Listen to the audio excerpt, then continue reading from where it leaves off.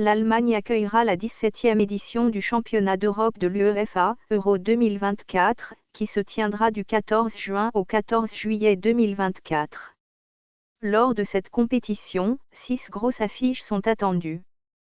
Groupe A. Allemagne, Écosse, 14 juin, Munich, 19h GMT. L'Allemagne, pays hôte, affrontera l'Écosse lors du match d'ouverture.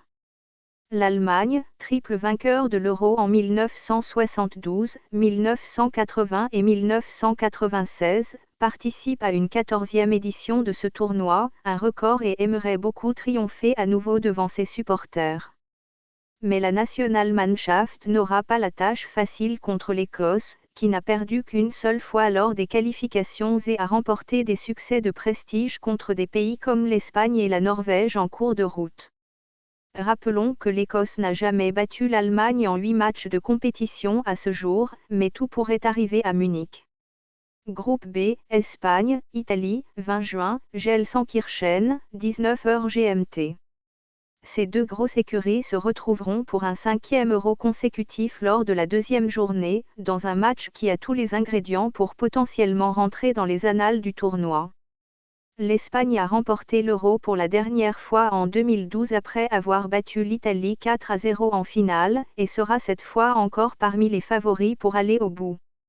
La Roja dispose d'une équipe pétrie de talent et composée de stars tels que Rodri, Pedri et le jeune ailier prometteur Lamine Yamal. L'Italie, tenante du titre, a quant à elle évité de peu les barrages de qualification grâce à un match nul âprement disputé contre l'Ukraine lors de la dernière journée, et les Azuris seront certainement à surveiller de près sous la direction de leur nouveau sélectionneur Luciano Spalletti. Groupe C, Danemark, Angleterre, 20 juin, Francfort, 16h. Le 20 juin est une journée à marquer d'une pierre blanche. En effet, le choc Danemark-Angleterre précède celui de l'Espagne contre l'Italie. Le Danemark espère un résultat différent contre les Trois Lions après leur défaite 2-1 en prolongation en demi-finale de l'Euro 2020 à Wembley. Les deux équipes ont dominé leur groupe de qualification, l'Angleterre étant invaincue dans le groupe C, et ces deux nations devraient arriver en Allemagne avec pleine de confiance.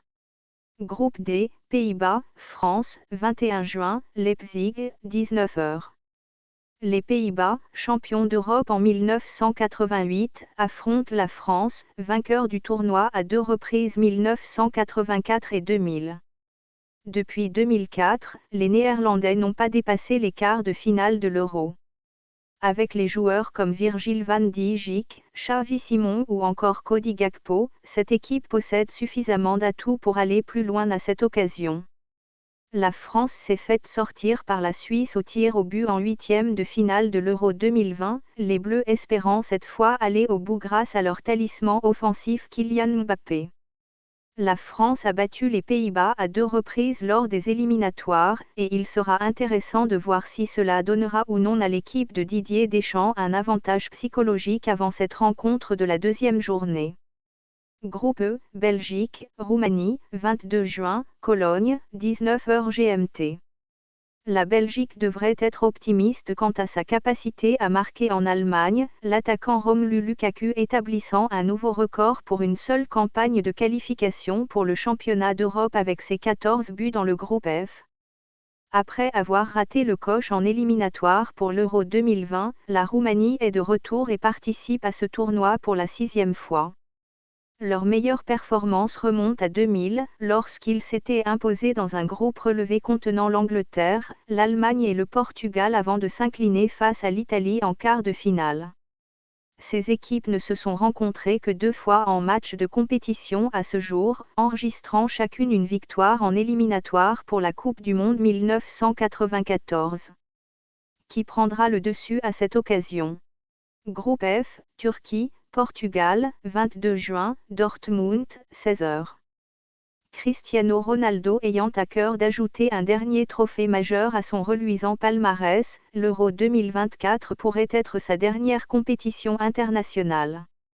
La bande à Ronaldo a remporté ses 10 matchs du groupe J au cours d'une campagne de qualification sans faille, le vétéran marquant 10 buts en cours de route pour terminer 2e derrière Lukaku au classement des meilleurs buteurs.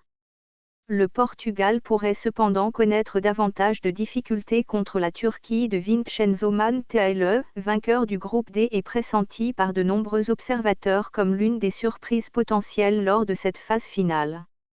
Cette rencontre de la deuxième journée va nous donner une vraie indication de ce à quoi s'attendre d'un côté comme de l'autre.